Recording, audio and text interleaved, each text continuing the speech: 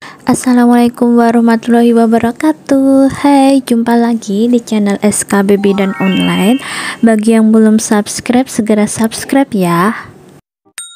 Oke, kali ini kita akan membahas mengenai rumor yang beredar bahwa di tahun 2023 tenaga honorer ditiadakan.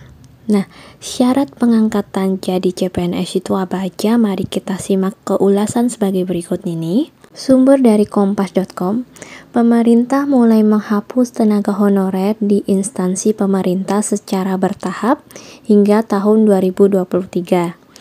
Penghapusan tersebut sebagaimana tertuang dalam Peraturan Pemerintah atau PP Nomor 49 Tahun 2018 tentang Manajemen Pegawai Pemerintah dengan Perjanjian Kerja atau PP Manajemen P3K.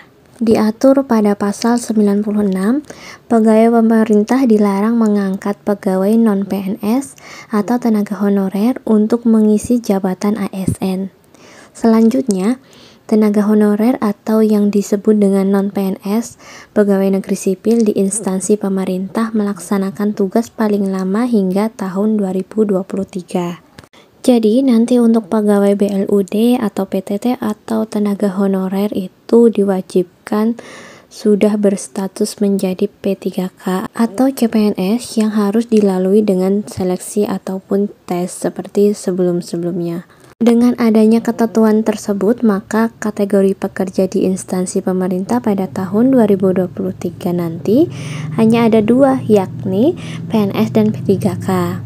Nah, meskipun dihapus, pemerintah tetap membuka kesempatan bagi tenaga honorer untuk diangkat menjadi CPNS.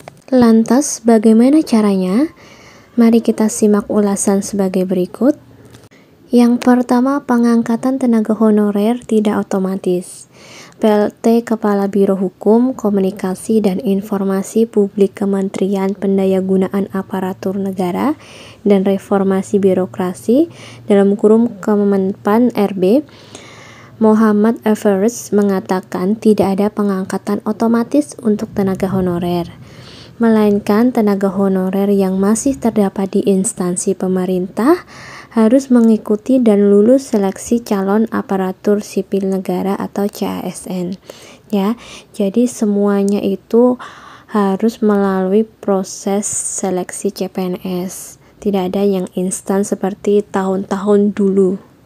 Hal tersebut menurut Everett sesuai dengan Undang-Undang Nomor 5 Tahun 2014 tentang ASN, PP Nomor 17 Tahun 2020 tentang Manajemen PNS dan PP Manajemen P3K. Tenaga honorer yang masih terdapat di instansi pemerintah dapat menjadi ASN dengan mengikuti dan lolos seleksi baik untuk menjadi CPNS maupun P3K. Lalu kriteria dan syarat tenaga honorer diangkat menjadi CPNS itu apa aja? Mari kita simak ulasannya sebagai berikut ini. Adapun untuk dapat mengikuti seleksi CPNS, tenaga honorer juga diharuskan memenuhi syarat dan ketentuan sesuai dengan formasi dari instansi yang akan dilamar. Untuk dapat mengikuti seleksi CASN, tentunya melihat syarat dan ketentuan jabatan berdasarkan formasi yang tersedia di instansi yang akan dilamar. Mengacu Peraturan Pemerintah Nomor 56 Tahun 2012 tentang pengangkatan tenaga honorer menjadi CPNS, ada beberapa kriteria dan syarat bagi honorer yang akan diangkat. Antara lain, yang pertama, tenaga honorer yang berusia maksimal 46 tahun dan mempunyai masa kerja 20 tahun atau lebih secara terus-menerus.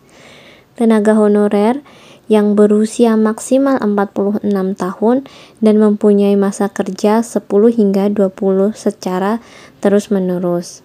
Yang ketiga, tenaga honorer yang berusia maksimal 40 tahun dan mempunyai masa kerja 5 hingga 10 tahun secara terus-menerus. Yang keempat, tenaga honorer yang berusia maksimal 35 tahun dan mempunyai masa kerja 1 hingga 5 tahun secara terus-menerus. Namun demikian, kriteria tersebut tidak berlaku bagi dokter honorer yang sedang bertugas di unit pelayanan kesehatan milik pemerintah. Nah, khusus dokter honorer berdasarkan pasal 5 ayat 2 memiliki kriteria sebagai berikut. Usia paling tinggi 46 tahun, kemudian bersedia bekerja pada fasilitas pelayanan kesehatan di daerah terpencil, tertinggal, perbatasan atau tempat yang tidak diminati paling singkat 5 tahun.